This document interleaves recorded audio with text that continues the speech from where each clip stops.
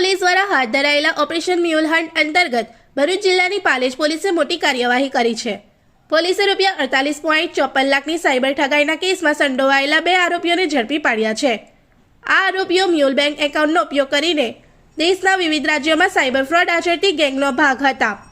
Palej police સ્ટેશનની ટીમે આ મામલે તપાસ હાથ ધરી હતી।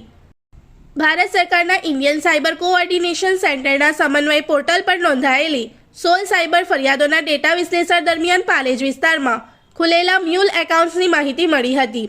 તપાસમાં સામે આવ્યું કે HDFC અને બંધન બેંકમાં ખુલેલા એકાઉન્ટ્સ મારફતે આરોપીઓ હિફઝલ મોહમ્મદ પોલા, નોશીના બાનુ મિયા અહેમદ શેખ અને અયાન ખાન અયુબ ખાન પઠાણ દ્વારા દિલ્હી, તેલંગાણા અને કર્ણાટક સહિતના રાજ્યોમાં થયેલી સાયબર ઠગાઈના નાણાં સગેવગે કરવામાં આવ્યા હતા।